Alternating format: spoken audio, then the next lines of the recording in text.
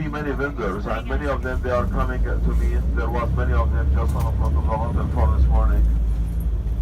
And they have some of them, or one of them, they have the saying, an olive tree, or tree of life. And he is referring to that as his design that made in China for me, saying that it is a silver sterling, but I have a doubt about that, to be honest with you. I'm going to tell you in front of him to buy it if you would like for $20. Does not mean that you have to buy it, because he's always like pushing us to tell the people, because we are here every week, and they are making some of them that way of their living. Anyhow, that is, if you like it, you can have it. It's nice actually, but I'm not really sure if it is silver or not.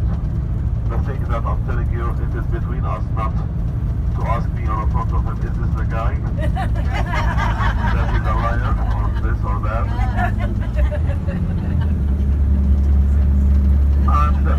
And also there will be many of them selling many of these crosses. They can have like 5 or 6 or 7 of these opening cross, Jerusalem cross, I mean, for $20. And they are, I mean, they are nice, and if you would like to buy it, you can, but they are not like the best quality. And nothing is made in this country, by the way.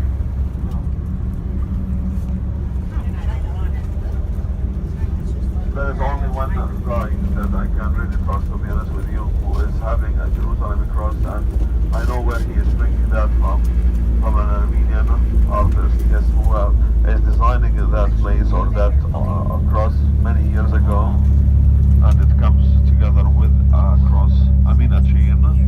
I'll show you that later on, where that I think it will be silver. Alright, we are right now on Mount Scobos, the observation point of the city of Jerusalem. Look at the view on the other side to your left. Down to your left, that is where we were driving yesterday. On a clear day, you can see the Moab mountain, not for today. And at the head of us right now is the Augusta Victoria Hospital, a German-style building being built by Kaiser Wilhelm II about the year 1898 when he came and visited the city of Jerusalem. And the tower up on the left, it's a part of the church for the Church of the Ascension.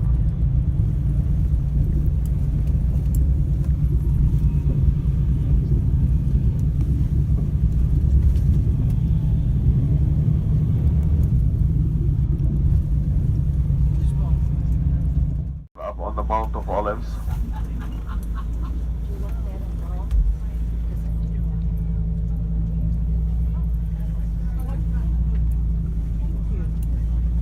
Yeah, everybody's in a hurry for the morning. You should get a bus driver. Or school.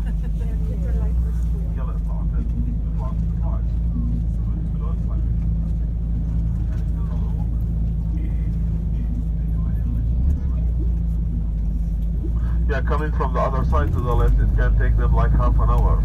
So many of them are really like frustrated, they want to go. And this is how it is to drive in Jerusalem, it's just to go. See a bong back there? Oh, window full of bongs. They must bongs? Bong? Yeah. Okay, one more thing I want to also, you have to be aware of that some of these pickpockets, they can be around.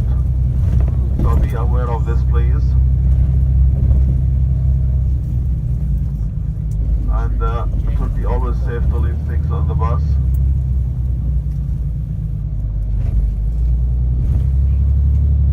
It is safe, yes, to leave things on the bus, yes. Of course.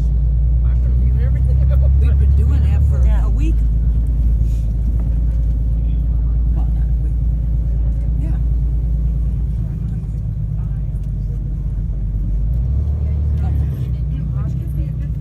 Yeah, my pockets zip up, but you know, pickpockets know how to unsip that.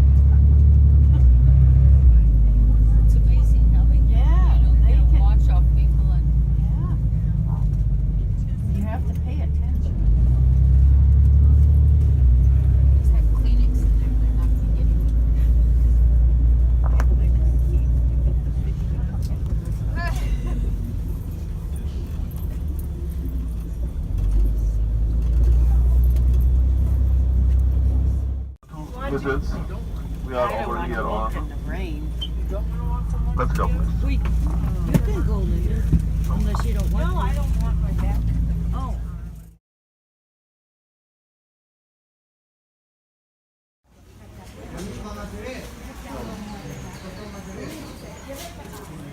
That smells good.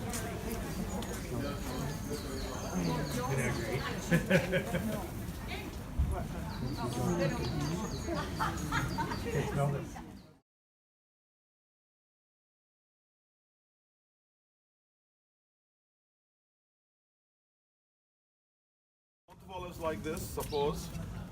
The other southern eastern slope is where Bethany is. You remember Yeah. the place? But we have to go all the way around to Bethany, right? But if you walk from this Mount of Olives to the other side, you will be there in like 10 minutes walking. And this is how Jesus got there very quickly, correct? So from here to the upper part, to where we will be on the other western slope later on of the day, to the Garden of Gethsemane, Kidron Valley, and the city of Jerusalem where the temple is. So this is the 2 miles. Got that? Yeah. Now, as far as we know, that Jesus, he never stayed inside the walled city of Jerusalem. He was during the daylight inside in the temple. A lot of these preaching and teaching he gave, but by the later on of the day, he is outside of the city of Jerusalem, where he is spending the overnight. We visited yesterday the house of the hospitality of Mary, Martha, and Lazarus. We are on the upper part of this mountain in a natural cave here. And the other side of this mountain slope is where the Garden of Gethsemane. And we have a very clear reference of these places that Jesus was at. One of that is the Garden of Gethsemane in Matthew 26 and also Luke 22. The other side down over here, we are referring to the place where Jesus taught his disciples how to pray our Father. Why that natural cave particularly? For a reason. City of Jerusalem, not really a kind of a very big city during the time of Jesus, that it can be up to 70,000. Big number of people are coming to the city of Jerusalem during the Jewish feast. Josephus Flavius, the great historian, sometimes he refers to over 1 million of the people are coming from a different part. So where to accommodate them? This is a kind of an issue. Where they will be accommodated by then, some of them, yes, maybe inside of the walled city if they have a relatives or a friends, but many of them, or most of them, they are outside of the wall. We're camping around the city of Jerusalem on the Mount of Olives. And by this, it was a very well known that this natural cave, for example, it was very well known to the others for the people of Capernaum, for the resident of Nazareth, for the resident of Bethsaida, for the resident of these different cities from the Galilee or even from a different part of the world. And that is where it was a very well known, according to one of the theory, to the resident of the city of Nazareth. The people of Nazareth, when they are coming on their pilgrimage tour, they most of the time use that natural cave. Which means that by then, if Jesus came with his family before the beginning of his ministry, he supposed to be spent an overnight at that place. So it was a very well known to him. And this is the place where Jesus, he had an overnight in this place and many times. And while he was with his disciples in his ministry, the place where Yatsum et Sadashini, and that is where that is happening over the place of where you are looking at. And when he was there, he had been asked by the disciples, Lord, teach us how to pray. And Jesus said to them, whenever you want to pray, pray our Father who art in heaven. And this is why they have a lot of these inscriptions of our Father, and they keep add more and more of these languages, even up to this moment. So I remember that about 20-25 years ago, there was up to 75. You can see it, for example, over here, it is in 2003. There it is of 2007, 2007, 2014, 15. So they keep add more of these languages. Sometimes it can be big as the others, and some other languages can be as smaller. So this is where a very old church, about the year 392, being built, the first one, by the name of the Eliana Church. And that is one of the churches being described also by Egeria, the Spanish nun, referred to that grotto. And right now the people who are in charge of this place are the Carmelite sisters, and this is their cloister actually. Let's walk down, please. And before we go, yes, I want you to look at these 10 languages. We have to read it from here to there. From here to there. You cannot really do it from here to there.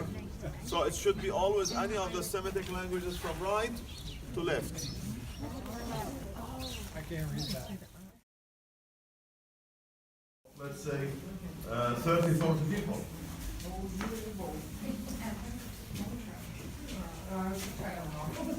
Caves down there.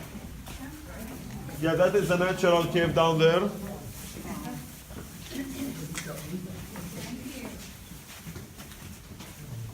You see the bathroom, Jason? No.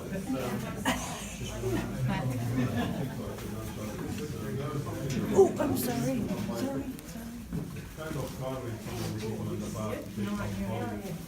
You are coming down on your right. On my left now is a natural cave, a grotto.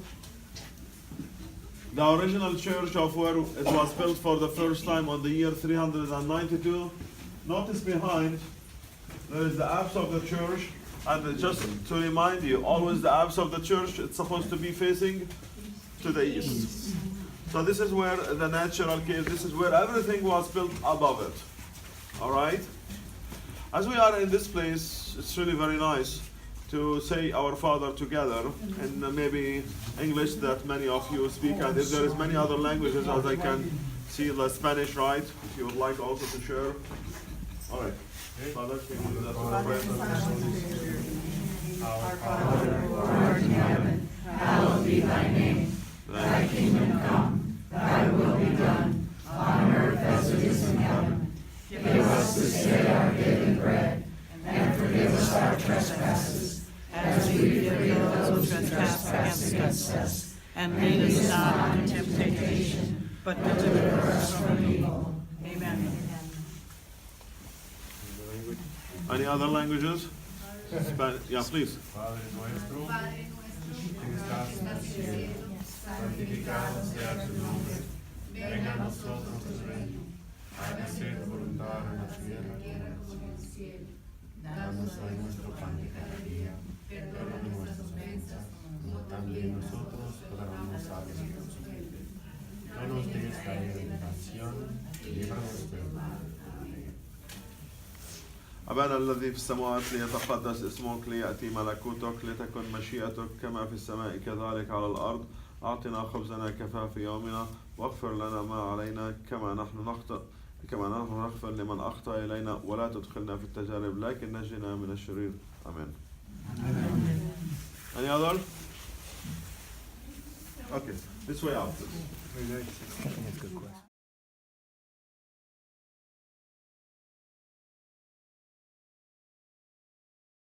One, the Old Hebrew, and the Aramaic one, they are identical also to the present Hebrew language. Now this is how the issue is was during the time of or they started to come to a different or from a different part of the world. There is many different nationality. People are from Poland, from Russia, from America, from Canada, from all over Europe, from all over the Far East, from all over the world. And there was no way that they can communicate with each other. They speak that language. Not really a lot of people are speaking like the Hebrew, old Hebrew. So one of the Jewish philosophers by the name of Ben Yehuda, he was saying, well, okay, let's make like one of the languages. He pasted in the old Aramaic and the old Hebrew. He have that letters, and he have many of these, he had many of the words from Latin, for example, from German, from English, from French, into the present Hebrew language. So sometimes, whenever you heard as Jewish people are speaking to each other in the present Hebrew language, you will hear some of the Latin words. Sometimes you, maybe in a little bit in the different pronunciation. So that is how they have communicated with each other, and they have based on the old Hebrew language, the Bible language. And by this, it is the main speaking language among the Jewish people of the present day. Kojak! So this is basically the main thing that it's happening. Cherokee, yeah. Cherokee, yes, it's one of the languages. The reason why it's being given to the French government, actually, this place, about the year 1852. What's happened on the year 1852, there was major countries, France, Turkey, the Ottoman Empire, and France, right? And England. So what Russia, they were always trying to take a control of the Crimean land or island, which is a very old, like a new story. It started a couple of years ago, right? Yeah. In between Russia and in between Ukraine. So they were always referring to that, and they wanted to have the control of. Therefore, they are making a kind of the French government. They supported. There was a war in between Russia and the Ottoman Turks, and the French government, they have went into the favor of the Ottoman Turks, supporting to have that territory. And as a kind of like thanking them, they have given them this part of the city of Jerusalem and the Church of Saint Anne, which we are going to see tomorrow, for the for the French government, and it is a national property of the French government. So you are in a French soil here. Wow. If you would like, we can go for a tour to France, to Italy, to Spain, to Germany, to America, to Poland maybe. What else do we have? Like what? Ireland. No, sorry. There are some other countries. They have like a property over here that being given by the French government to them. Sorry, by the Ottoman Turks government to them. Wow. Looking for a new gift. That's Yeah. All right, come this way. That's why I said don't push it.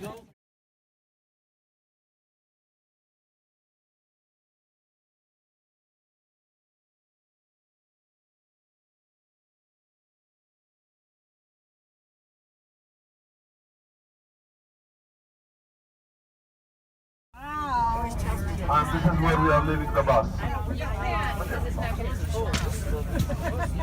Maybe you'll get a good one, okay? Well, you get Yes, we are leaving the bus and we are walking. What? And this is a Jewish tomb. It's a typical of every Jewish tomb in every part of the world, is to have a stones and to have from the other or from the eastern side like a place to light candles. Yeah, cool. Light. This is why they have been called as a light. Up there, on where you can see some of these stones, because whenever you are coming to this cemetery, you are picking some of these stones and you have it in the tomb, like instead of a flower.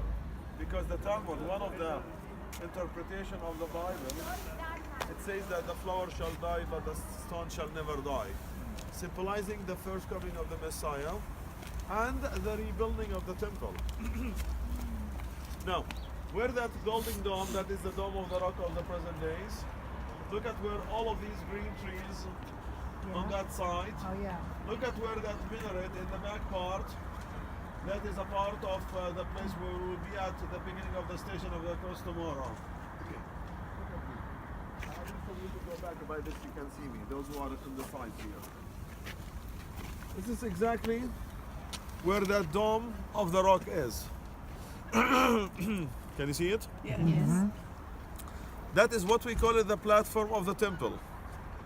Where the first temple was, where the second temple was, and the temple that Jesus knew very well. We have a number of these references of Jesus being in the temple, or even what we are doing every day, like a part of the rosary, you know, where Jesus was found in the temple, where they have to present Jesus in the temple, and over also where Jesus, he was always saying to the people, hey, destroy this temple and I will rebuild it for you in 3 days. The first reaction for that for that kind of the comments that Jesus was saying, come on. You know, why is that? It's a huge temple. It's a very big place. It is a place that it took King Herod the Great 46 years to be completed, and you will do that on only 3 days.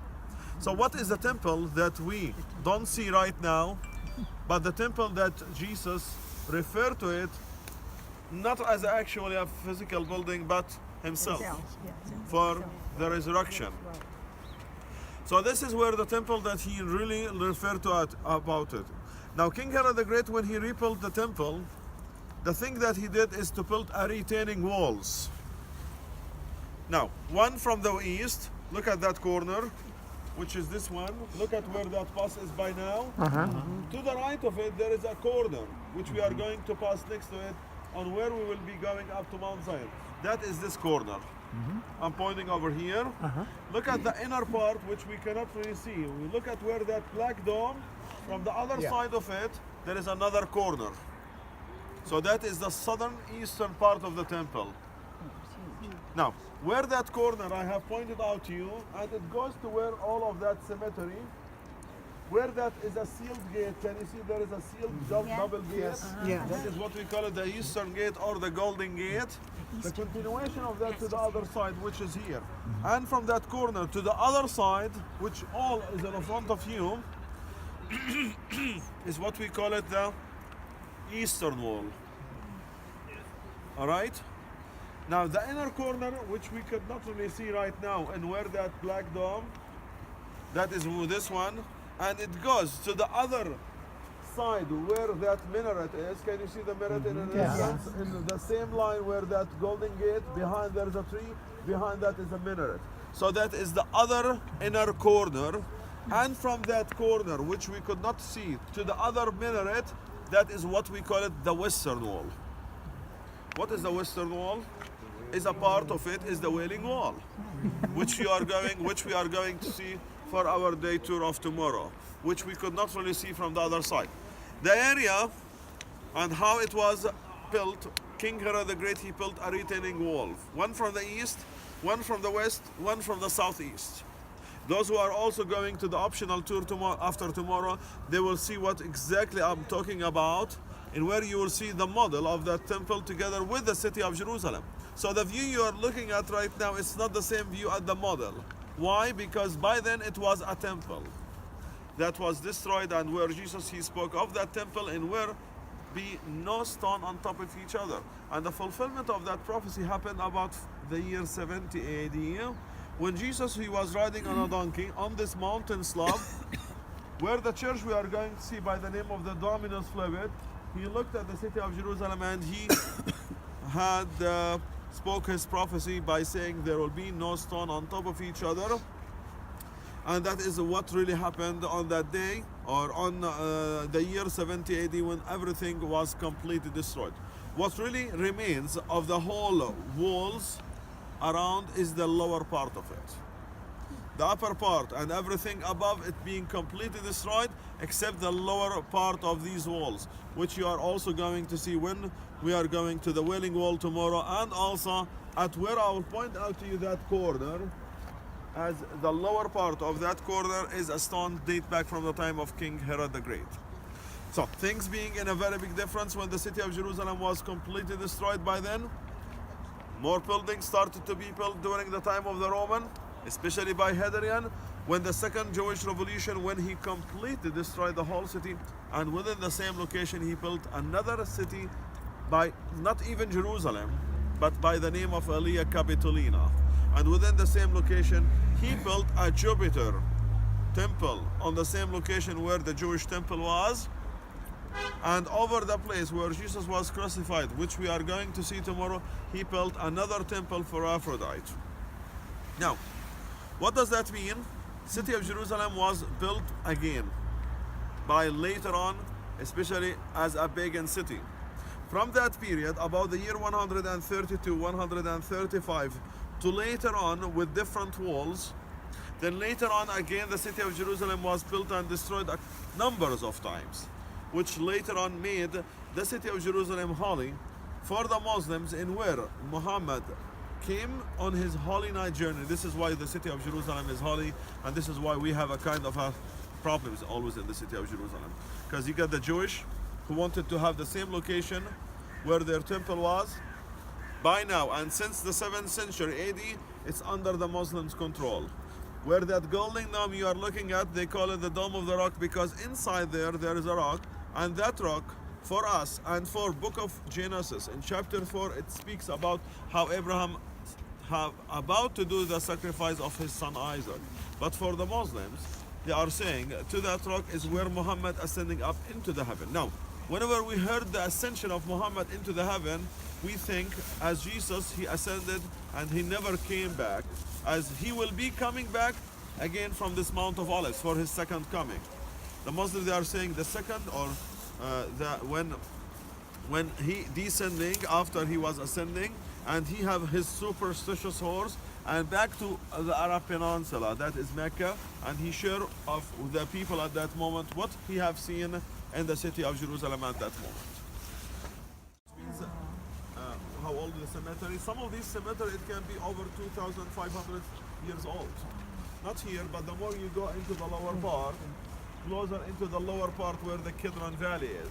But here it can be for later on within the last century and even up to this moment, which is even still in use. And not really everybody can afford to be buried in here. First, because it's being purchased by many of the families of the Jewish, that by this they can reuse the place after numbers of years as the property to be buried on this Mount of Olives. It can be over $1,000 or $100,000 also. So that is why the Jewish cemetery, there is many of them in here. The lower part is the Kidron, where there is a small Christian cemetery, and outside the wall there is another cemetery that is for the Muslims.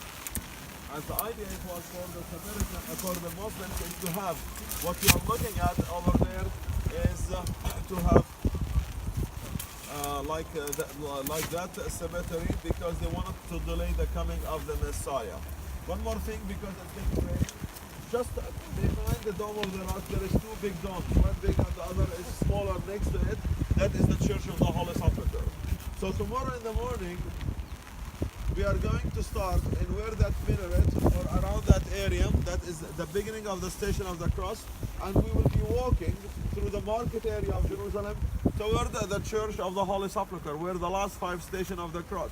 And from there we will do more visits in the city by walking into the Wailing Wall, which I have pointed out to you in relation of where that flag dome, into the other places in the city of Jerusalem as well.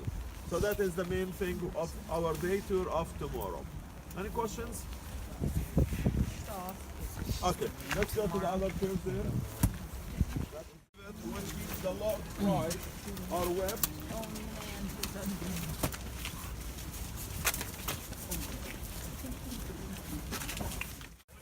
Then later on, that you can reuse the place by how? Open the tomb. You will have what? Bones. You will collect the bones, the skull, and you have it on these ossuaries. Have you ever heard this name? Ossuaries? Ossuaries? This is what you are looking at right now. And you will have these boxes in that natural cave and reuse the place again. Okay? So this is what these tombs, yes, it looks like a baby tomb, but they are not. And there is a lot of these geometrical design. As you can see, many of them in here. And the origin of the place you are looking at is supposed to be a natural place. Very similar to what I have pointed out to you the other day when we were driving by the main road and where there was a rolling stone. So, don't forget it's a family burial place. Family, it might be big family and they need more space. Therefore, they can reuse the place in numbers of years. The more you go into the mountain tops, you are not allowed to reuse the place till after the 7th year. The more you go into the Dead Sea, to Jericho, it can be reused in 2 years because of the heat. And by this, the whole body, it will be decomposed easier and faster. Yes. No, it's real. It's real. No, this is a way of burial. It was in the past, not anymore. So this is the 2nd, the 3rd, the 4th century only. Nothing to do with the present day. The present day is just to have the thing. And the present day, they can reopen the place. They will have the walls. They will have it at the side of the casket where they will have the other one next to it. And by then they will have the earth on top. Alright? Alright. Cries. Look at the church. Can you see like a teardrop? Okay. That is the shape being designed by Antonio Parluzzi. Luke chapter 19 that we talked as the first part of it yesterday when we were in Jericho at Zacchaeus. Correct? Remember that? Then later on Jesus he came up to the city of Jerusalem because it was almost the beginning of the Jewish feast. And he started from Bethphage, the other side of that mountain. There is a town by the name of Bethphage, the house of the unripe fig, sending his disciples to pick up some, or to go and to untie that mule, donkey, that nobody ridden on, use it to start his procession of the Palm Sunday. From the other side of that mountain, to the summit to where the road it was, furthermore on that slope. Now it can be here or it can be a little bit higher, but the reason why it had been chosen since the century 4 or 5 I mean, for a very good reason. We are almost within the same level where the temple was. And it's like a closer point. And from there he cries, and he said in his prophecy that it would be no stone on top of each other, that he was working in the temple. And this is how later on he continued his journey, more or less, and where we make it now. Next to the Garden of Gethsemane, in the lower part of these mountains, that is where, and next to the city or to the Church of All Nations, the Garden of Gethsemane, and from there he continued his way, crossing the Kidron, that is the Kidron. Look at where these terraces, the present street, and up where that golden gate, more or less the same location is where that golden gate, the place where he entered into the temple as his triumphal entry, as a king, riding on a donkey, not a horse. Because a horse it can be for reality, for the wealthy people, but the donkey it can be for the labor, for the poor people, and he's coming into the city of Jerusalem within his triumphal riding a donkey on the procession of the Palm Sunday, which we are going to start the Lent time. When I think on the 14th of February, on the Valentine Day, right?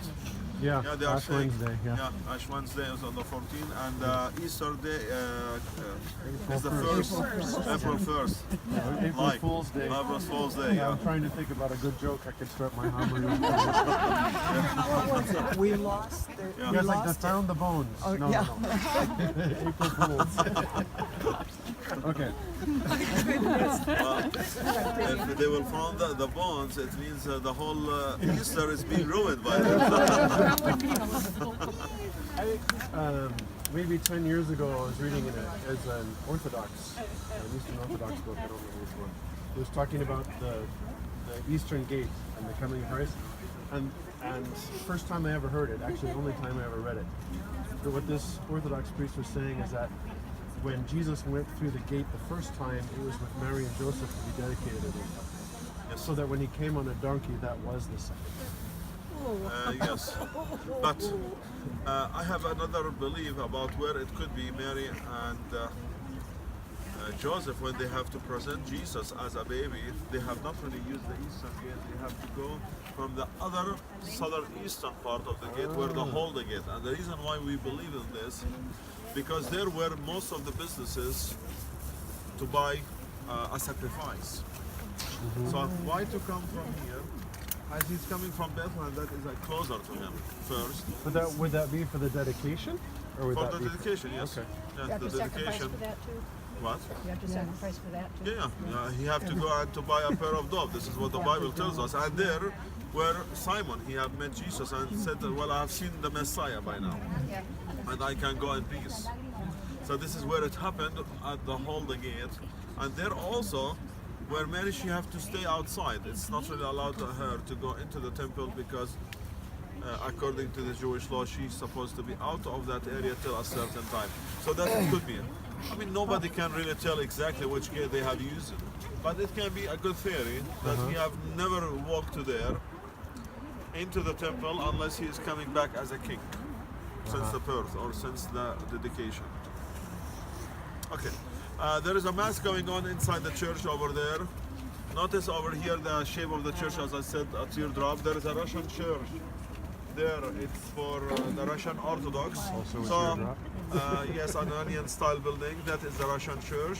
Guys, have a look. Take some pictures. If you want to use the bathroom, you have to pay somebody there for the And let's gather over there in a couple minutes as we need to go and to start moving toward the Garden of Gethsemane. By the way, we are not coming back up. So the bus is meeting us down there. You would have to carry me.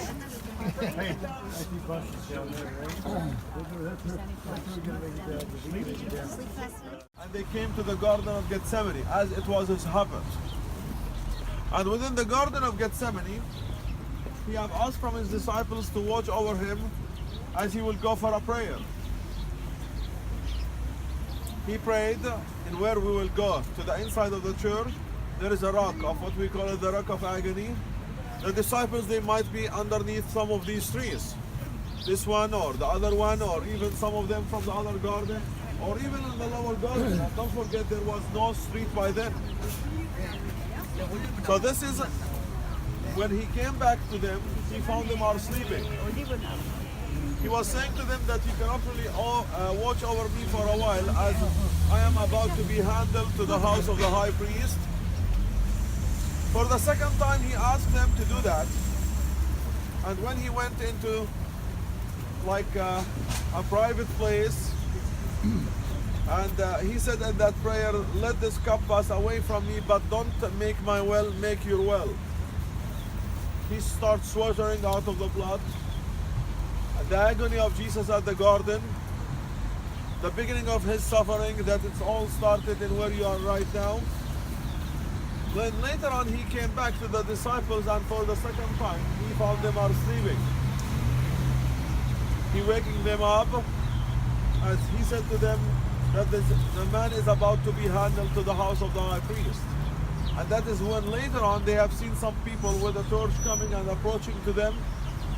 And it was the soldiers of the high priest with Judas, of whom he kissed Jesus at the garden. The betrayal of Judas to Jesus at the Garden of Gethsemane. And that is how Jesus was arrested from this minute. And they have taken Jesus in the custody of the high priest in the place we are going to see next from here. So this is one of the places that we can refer to it as the place. The reason why I'm saying this, because it can really have an old olive trees of about 2,000 years old. And yes, they still green, they still have a fruits from even up to this moment, which is in the middle or even the one next to the church. So for this reason, the Byzantine, they built number of these churches on the 4th, on the 11th, during the time of the Crusaders. And the present church is the church of all nations. 37 different countries donated the money for the building of the church, and we call it also by another name, the Agony Church, called where Jesus' agony at the garden was, where you can have the chance to go inside and to have a look at the area or at the church inside of this place. Get Shaman means the olive press. For a very close part, from the other side, there is another church of the Church of the Assumption, and next to it there is a natural cave. That is where the oil press is. So that is where it might be the place where Jesus came very often with his disciples and have that kind of the talk, that kind of the teaching, that kind of the prayer by himself, in where we can refer to it as one of the very old authentic olive trees from the time of Jesus. The present church only from the year 1922, 1924, another design of Antonio Parluzzi. Again, Antonio Parluzzi, he built the church. He presented the church to be dark from inside, to give the impression about the agony and the suffering that is due to the alabaster windows. It's so nice from inside. You can go have a look.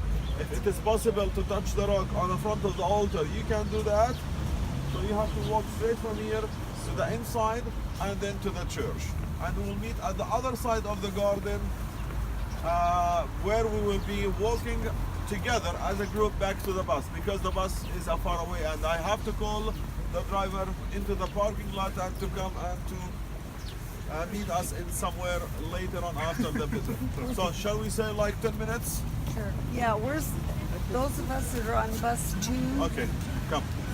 Okay. Please go have a look at the garden. And the season, it will be around October and November. Oh, it's gonna be big. Yes, to be picked up. All right, do we have everybody? Can you come on the One more. Okay, there's Annie.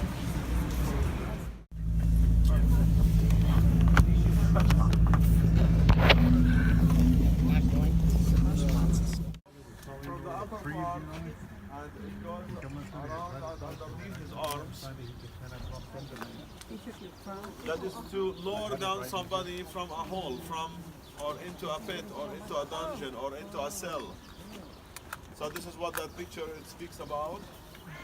The present church, which was built only on the year 1926 to the year 1937 by the Assumptionist sisters, assuming that this is the place where the Caiaphas house was, And as you can see, we are outside of the city of Jerusalem by now. Look at where the wall is. But during the time of Jesus, the wall, it used to be including this area, and it goes to the lower part of this valley. Where the Kidron and the Gehenna from the other side, they are all meeting together into the lower part where they are, or the limit of the city of Jerusalem by them. And as you can see right now, we are outside. So, upper room there where we visited the other day, or at least in the vicinity of that place. After Jesus had his supper, he went to the Garden of Gethsemane where we already visited and left. And they have brought Jesus to this place. What's in here? The Caiaphas house. And it is inside the walled city of Jerusalem. That is the first questioning of Jesus by the Jewish Sanhedrin. Who are the Jewish Sanhedrin? They are a group of people whom they supposed to be from the elderly, from the priest, from the high priest, and from the scribe, when they all came together, according to the book of Mark. In chapter 14, we are reading about that story. So let's go further more down and to have a look at the major part of the church and what happened after Jesus about. I don't want you to get my head. Then you'd say, what the heck is that? Oh, that's that white-headed lady. And he said to them, one of you who is there with me in the same place, he will deny me 3 times before the rooster crows. This is where Peter stood and he said, none of us will. It's the same place where Jesus, after he was arrested from the Garden of Gethsemane, he followed, and this is the place where he came out from here over the place. اسمع اللي بيشتغل هذا في الجسماني بيشتغل بالجسماني مرات هذا اللي ببيع الخليل على الباب مش خليل ثاني اللي ببيع الصلبان شجرة الزيتون هذا عارفه؟ شجرة الزيتون؟ ببيع شجرة الزيتون الصليب مش الصليب الفضة شو عندك تلفونه؟ عارفه هو هذا وفي عدة لا بكون دائما باب الكنيسة كان يبيع في زمانات بطاريات ومش بطاريات اللي شو اسمه علاجات تبع الافلام حمزة The chief priest and all the elders and the scribe came together. Peter followed him at a distance into the high priest's courtyard and was seated with the guards, warming himself by the fire. The chief priest and the entire Sanhedrin kept trying to obtain testimony against Jesus in order to put him to death, but they found none. Many gave false witnesses against him, but their testimony did not agree. Some took the stand and testified falsely against him, lying. We heard him say, I will destroy this temple made with hands, and within 3 days I will build another not made with hands. Even so, their testimony did not agree. The high priest rose before the assembly and questioned Jesus, saying, have you no answer? What are these men testifying against you? But he was silent and answered nothing. Again the high priest asked him and said to him, are you the Messiah, the Son of the Blessed One? Then Jesus answered, I am. And you will see the Son of Man seated at the right hand of the power and coming with the clouds of heaven. At that, the high priest tore his garments and said, what further need have we of witnesses? You have heard the blasphemy. What do you think? They all condemned him and deserving to die. Some began to spit on him. They blindfolded him and struck him and said to him, prophecy, and the guards greeted him with blows.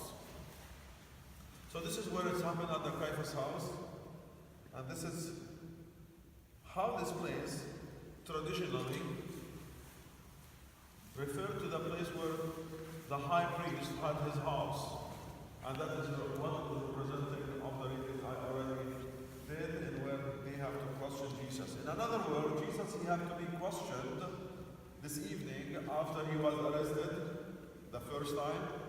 This Jewish Sanhedrin, they have taken their case the next day in the morning, and this is our tomorrow program. It will be when tomorrow in the morning we are going to walk through the station of the cross, as they have to present their case to the Pontius Pilate, who was seated at the other side of the city of Jerusalem, and where I have pointed out to you from the Mount of Olives, where the Antonian fortress was, where the minaret that I referred to one corner of that platform I have explained about, in where it was seated for the Roman army.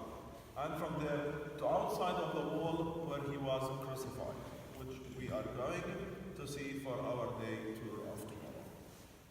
Okay, we need to go to the lower part. Notice up on the roof there is a beautiful stained glass cross.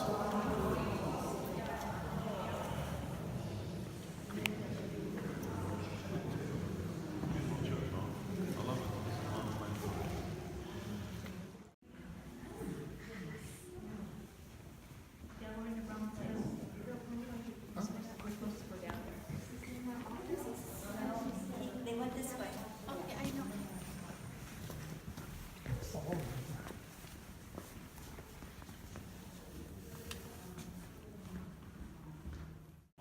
That was the main accusation was against Jesus, and by then he had to be scourged according to the Jewish law for 39 times. 13 on every shoulder, and the back of your neck is another 13, which it can be a number of 39 missing. Number 40, that it is the sign of the forgiveness, or even for the death, which they have no power anymore to sentence any people to death. Therefore, they have to have the prisoner in the dungeon, which we will be able to see very shortly, lowering Jesus from the upper part of that place. So this is where it could be. This happened against Jesus, in where we are right now at the lower part of the Church of St. Peter in Gallicanto. This is where the guard room, and we'll be waiting for the other group till they finish, and we will go in relation of what I have pointed out to you, the first picture on the side of the wall, on the side of the church, where Jesus was taken or lowering him down after they have blindfolded him. After the end of that talk, it was taking place, and the questioning of Jesus in referring to book of Luke in chapter 14, I think I've read, and he have kept the following overnight, and by the next day, they have to bring him up by the same way he was taken down. Where to send him to the Pontius Pilate. So that is where we will see that place very shortly. Then after that, we'll go to the outside of the church, from the other side, where you will be able to see the place where they have a nice statue that is representing Peter denying Jesus for 3 times. And maybe while we are in the lower part, Father, there's a nice reading that it really goes with this place from Book of Psalms chapter 88, where we can read it. Have a look, and let's go up there to the right. Wait for the other group to finish.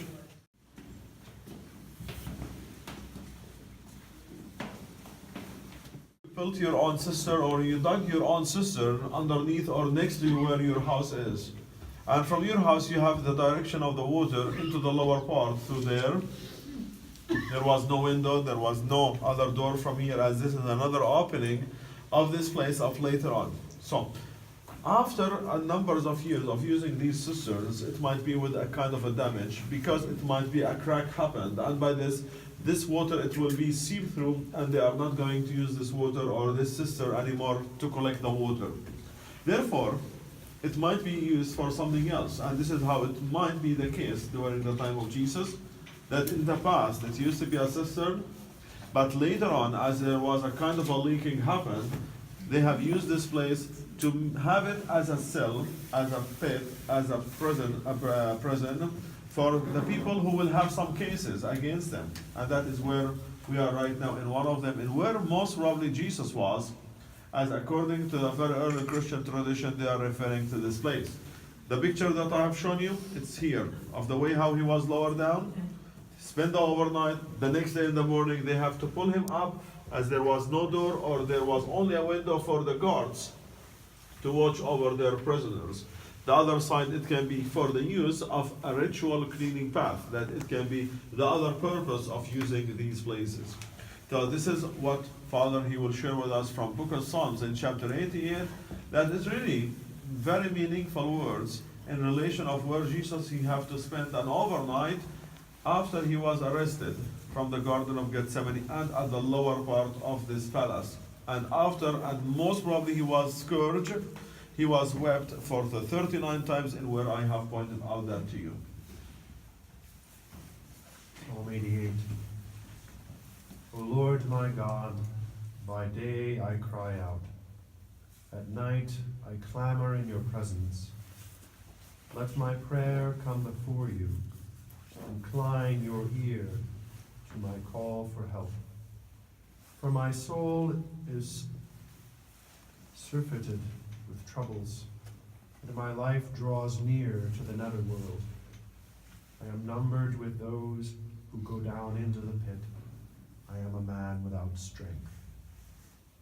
My couch is among the dead, like the slain who lie in the grave, whom you remember no longer, and who are cut off from your care.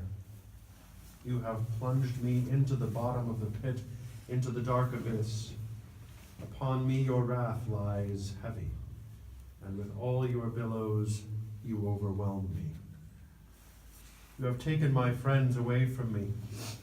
You have made me an abomination to them. I am in prison. I cannot escape. My eyes have grown dim through affliction. Daily I call upon you, O Lord. To you I stretch out my hands. Will you work wonders for the dead? Will the shades arise to give you thanks? Do they declare your kindness in the grave, your faithfulness among those who have perished? Are your wonders made known in the darkness, or your justice in the land of oblivion? But I, O Lord, cry out to you. With my morning prayer, I wait upon you.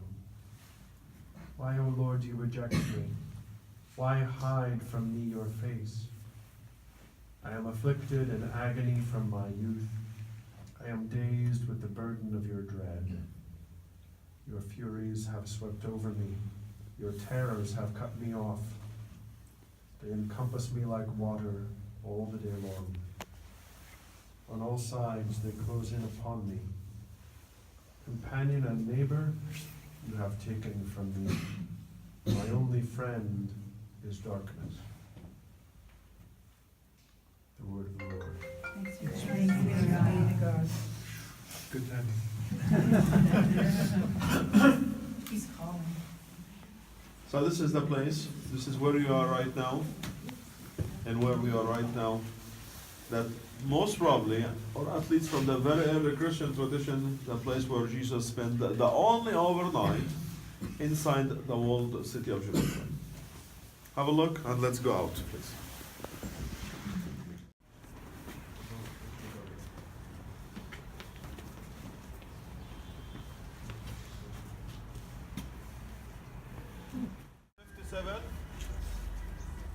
So this is where we are right now at the church of St. Peter in Gallicanto, or the Caiaphas house.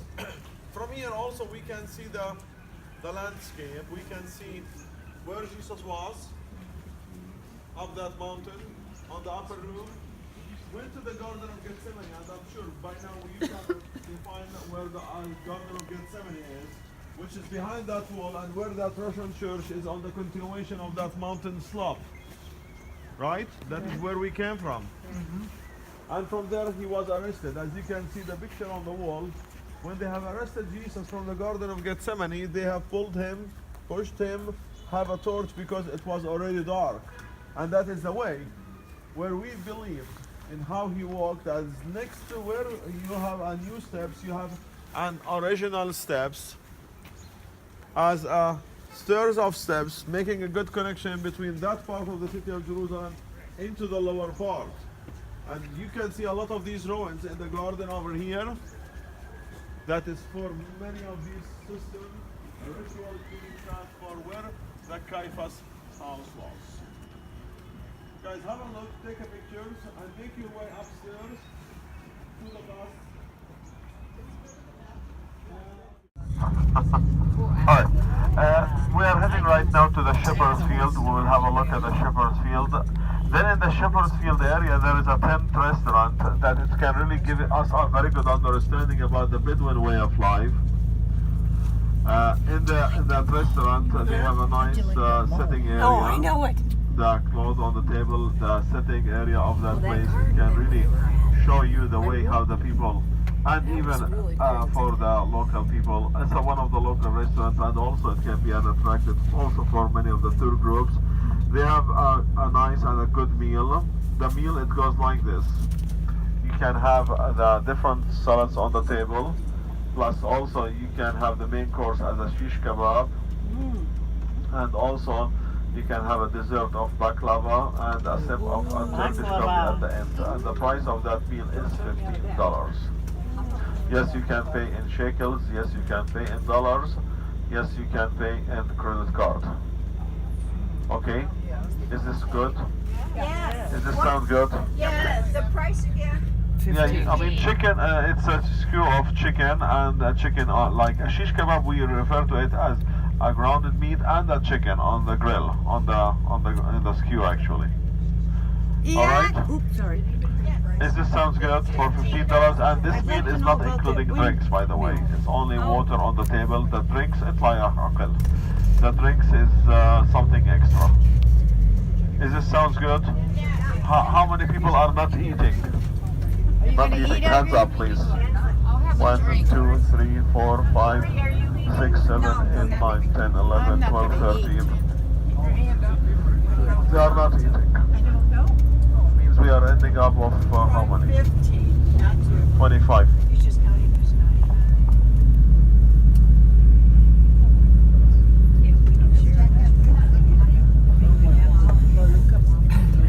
Baklava. That's dessert. Yeah.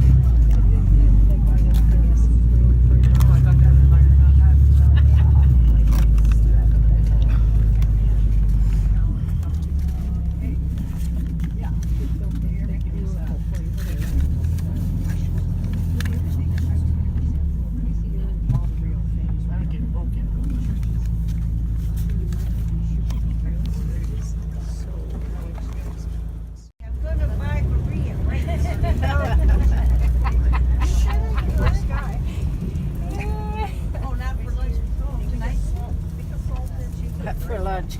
Oh, it's sweet. I might not be able to get back.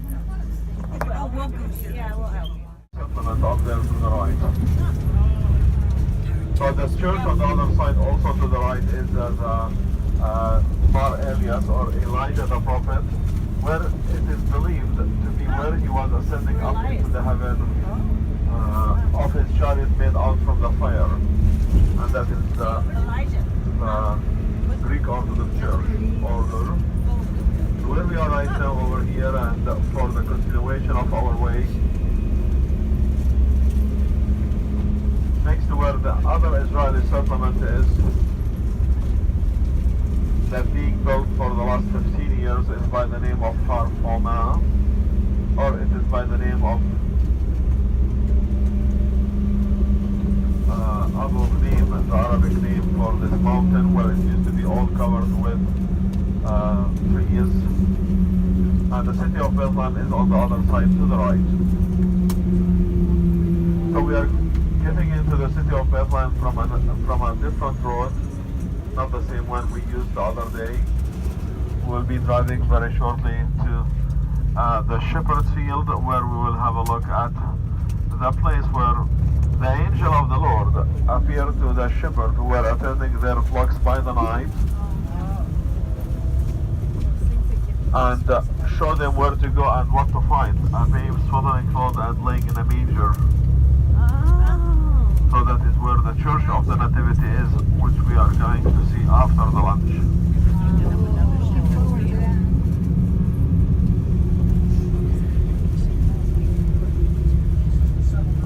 Yeah, this is the settlement on this side to the right, and this is also on the other side to the left.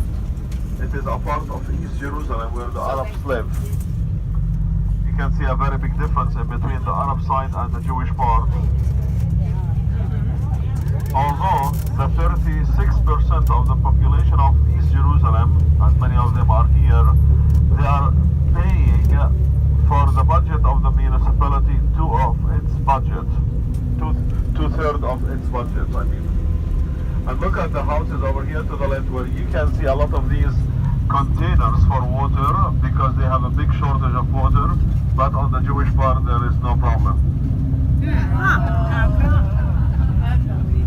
It's a kind of the municipality of East Jerusalem. Okay, I want to put the words like this. It is, yes, either physically as a united city, or maybe, sorry, literally, that you can see on the left side and the Jewish part on the other side to the right. For the political circumstances. Yeah, look at the other side of where that Israeli settlement. There is a fence in between which we are going to drive by a part of it, and where that checkpoint is. And somewhere over here among the trees on the other side where that red roof building and the area around, that is the part of the shepherd's field, which we are going to now, and where we will have a look at that place before the lunch.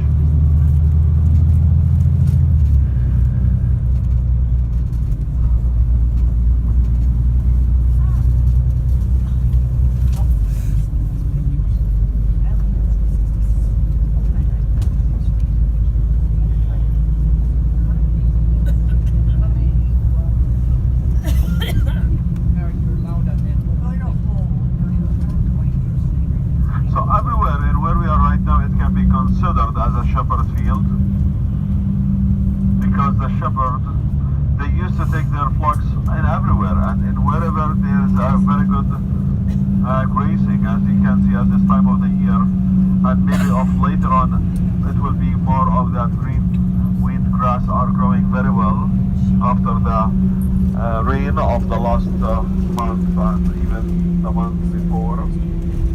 And by then it can be a good land for their agricultural. It will be a very good land for bringing their animals, and by then they will be keeping their animals in a number of these natural caves. Somewhere over here to the right, for example, or even the area to the left, where we are heading to, that it can be with a good number of these natural caves. And these shepherds, they are bringing their animals most of the time in these places, and by then they will keep it from any kind of any danger that it can really happen, especially from the wild animals or even from the cold weather. This is where we are right now at this Israeli checkpoint, which means after this checkpoint we will be again into a Palestinian area.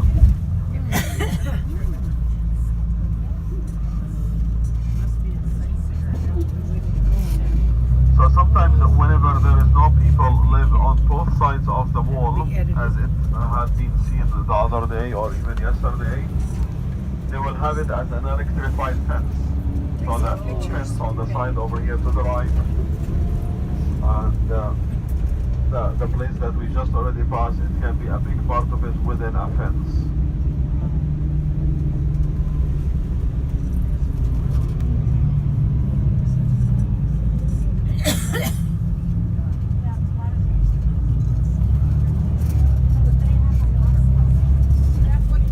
Yeah, look at these big cubes of stones. Look at the stones over here. That is the limestone where they are bringing that stones from a quarry. Right now they are using the machine and they are bringing that into the factory and to be cut in any dimension and any needs for the construction of the houses in everywhere on the Judean mountains. So that is how look over here, there is some sheep and a shepherd to the left. There they are. On the right? You're on the right. A car passed by just as I was seeing him. I didn't get. I saw him. I seen him. I seen him.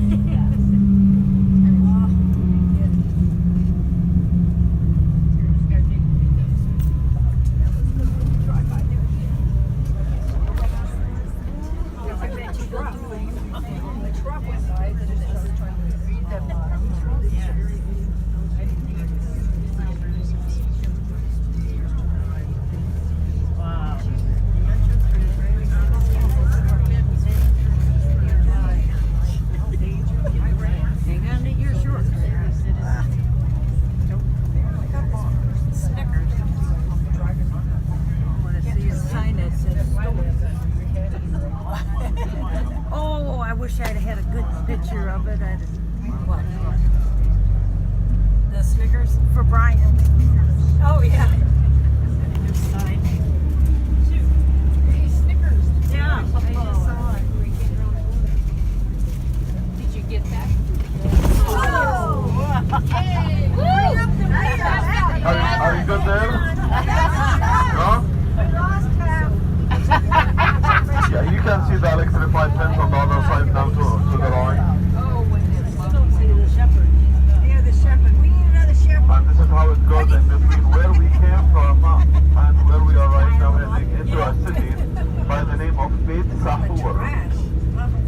The house of the shepherd, that is the meaning of this name.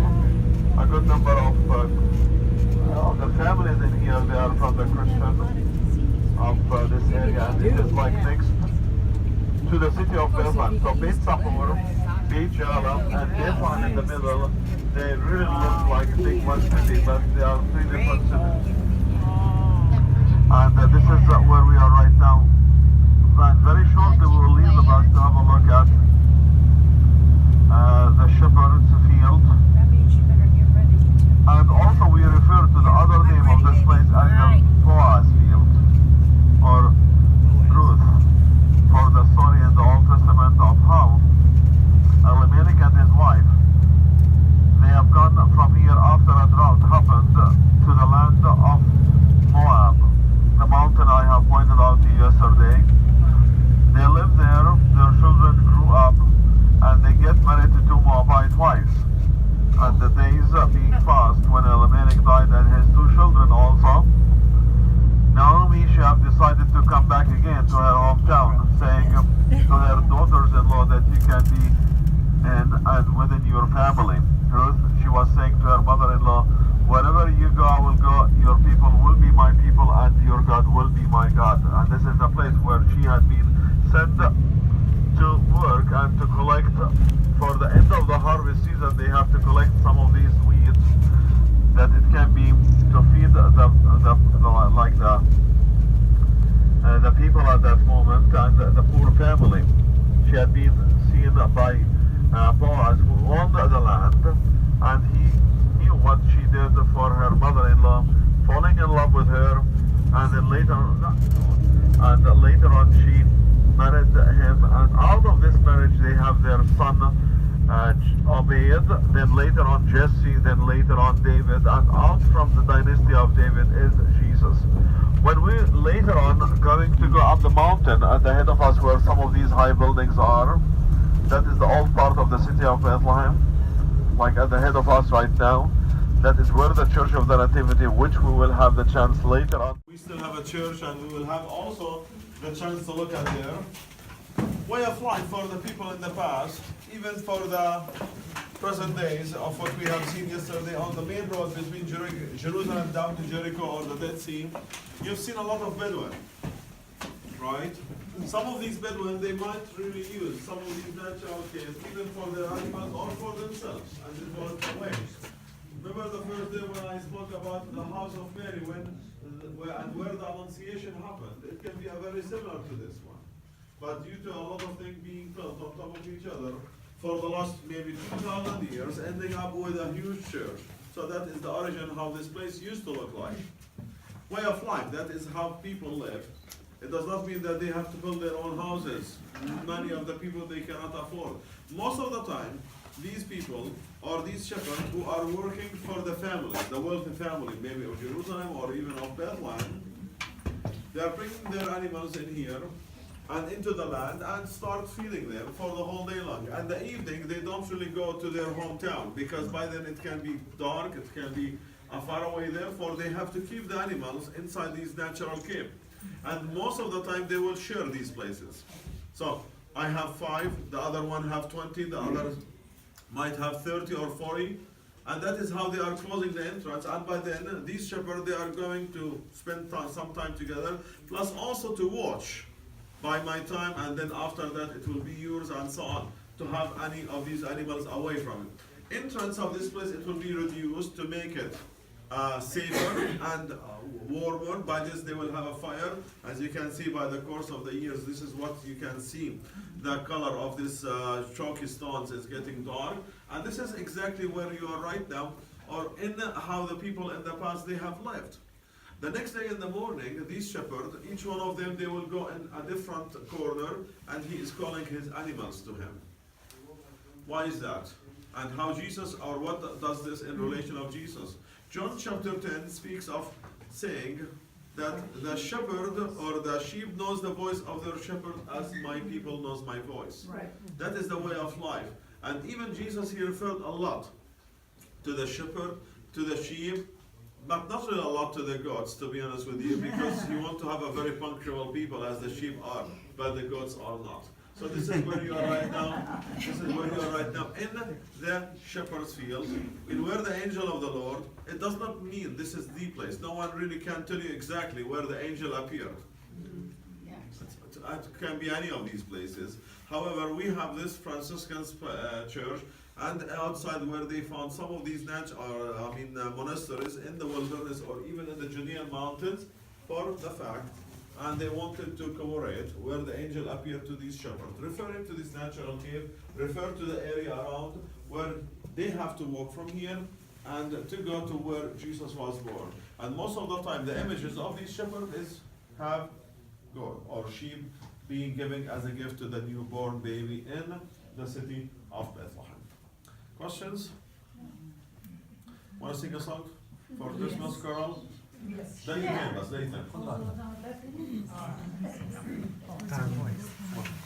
going to sing here? Surprising, I have to think of a song. I'm not good at starting. Gloria and Excelsis Dei. What's that? Gloria and Excelsis Okay. Dei. Angels we have heard on high, sweetly singing o'er the plains, and the mountains in reply echo back their joyous strains.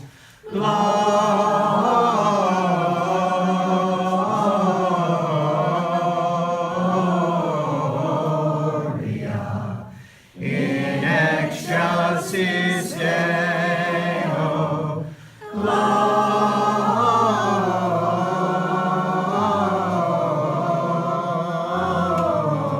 Gloria in excelsis Deo.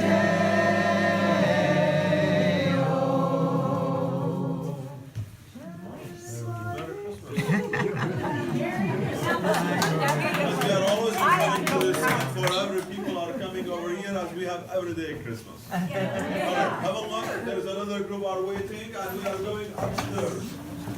To the left.